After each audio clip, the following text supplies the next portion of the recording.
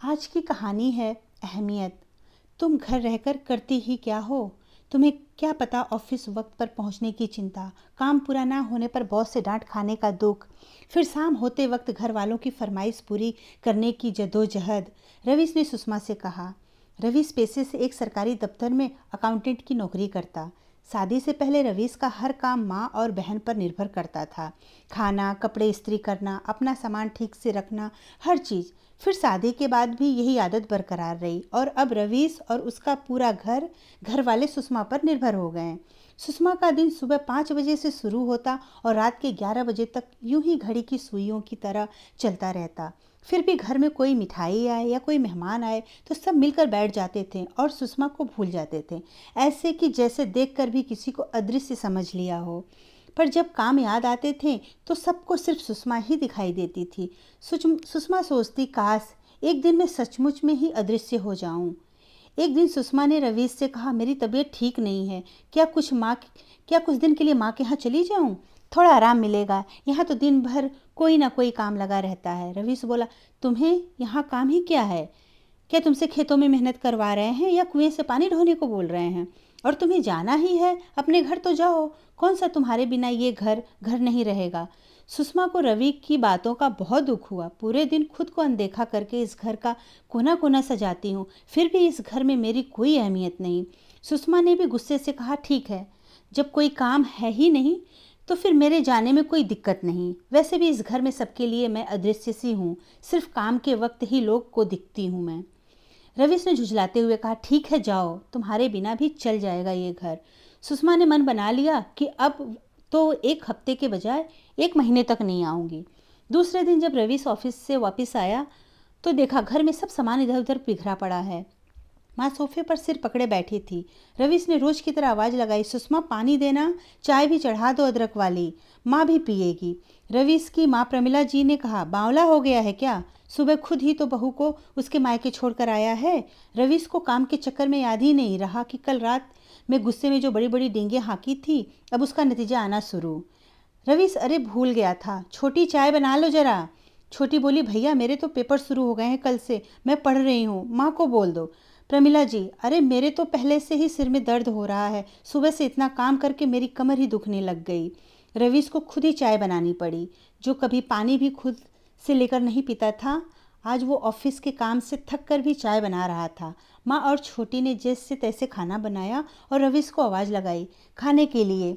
सुषमा तो कमरे में ही रवीश को खाना दे आती थी। आज खुद उसे नीचे टेबल तक आने में लंबा रास्ता लग रहा था। खाने को देखकर रवीश बोला, माँ ये कढ़ी बनी है बस, तुम्हें पता है ना मुझे नहीं पसंद है, कोई दूसरी सब्जी भी नहीं है, क्या खाऊं मैं?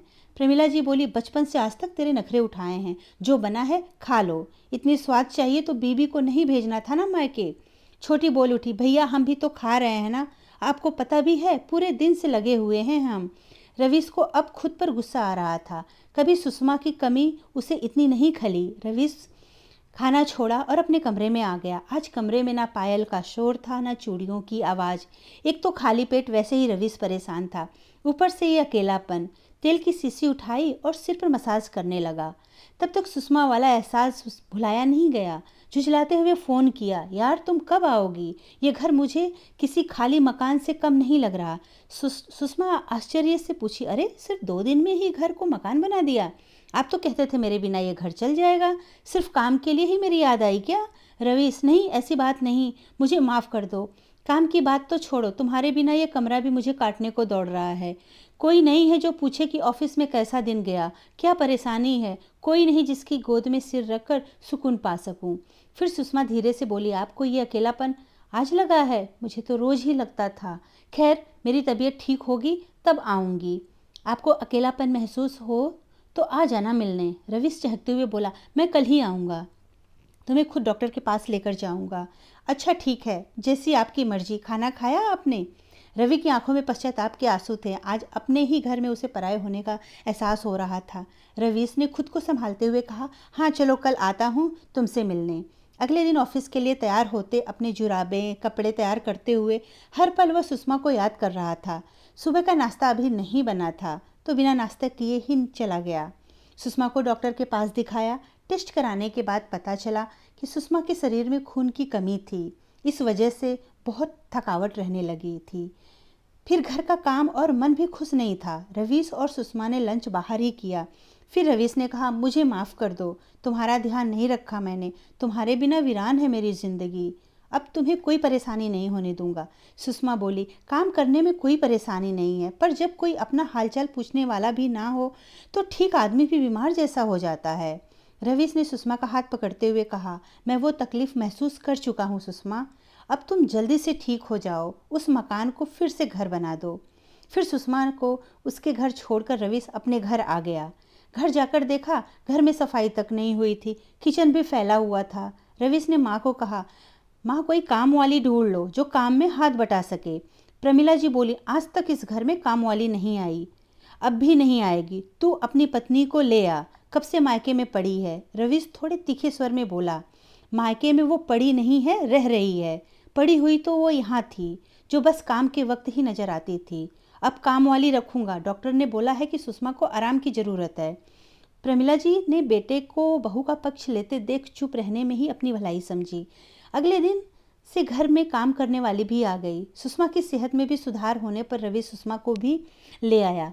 सुषमा ने घर में आते ही सासू माँ के पैर छुए। प्रमिला जी बोली, जीती रहो, अपना ध्यान रखा करो बेटा, अब तुम्हें ही इस घर की जिम्मेदारी उठानी है।